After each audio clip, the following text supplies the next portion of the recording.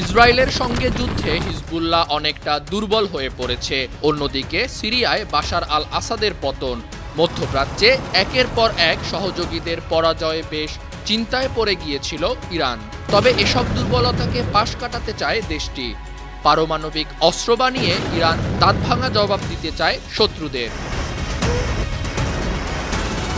এদিকে ইরান খুব শীঘ্রই পারমাণবিক অস্ত্র বানাতে পারে এমন খবরে বেশ উদ্বিগ্ন হয়ে পড়েছে যুক্তরাষ্ট্র।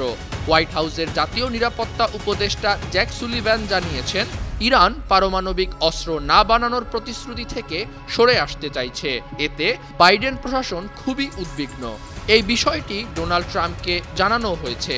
বিষয়টি নিশ্চিত করেছে প্রভাবশালী ব্রিটিশ সংবাদ মাধ্যম রয়টার্স। ইসরায়েলের সঙ্গেও বিষয়টি নিয়ে আলোচনা হয়েছে বলে জানান নিরাপত্তা উপদেষ্টা জ্যাক সুলিভান।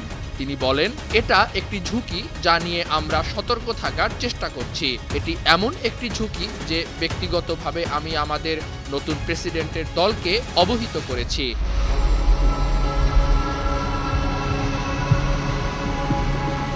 রয়টার্সের প্রতিবেদনে আরও বলা হচ্ছে, আগামী ২০ জানুয়ারি মার্কিন প্রেসিডেন্ট হিসেবে শপথ নেবেন ডোনাল্ড ট্রাম্প।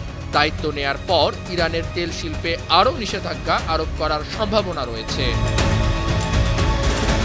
এদিকে এখনই ইরানে সরকার পরিবর্তনের মোক্ষম সময় বলে জানান ইসরায়েলের বিজ্ঞানমন্ত্রী গিলা গ্যামলিয়েল।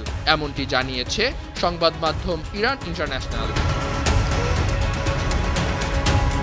সামাজিক যোগাযোগ মাধ্যম এক্সে এক পোস্টে বিজ্ঞানমন্ত্রী বলেন, আমরা ইরানি অক্টোপাসের হাতকে ধ্বংস করে দিয়েছি, তাদের মিসাইল ও প্রতিরক্ষা ব্যবস্থাও নষ্ট করে দিয়েছি। ইরানের সরকারকে উৎখাতে এখনই সুবর্ণ সুযোগ। বিশ্বের অন্যান্য মুক্ত দেশের সঙ্গে আলোচনা করে অত্যাচারী ইরানি সরকার পরিবর্তন করা দরকার।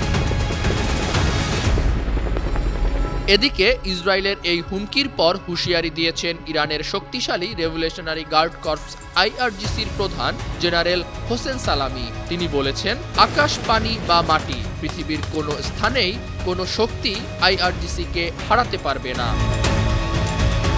আন্তর্জাতিক ডেস্ক, 52 টিভি।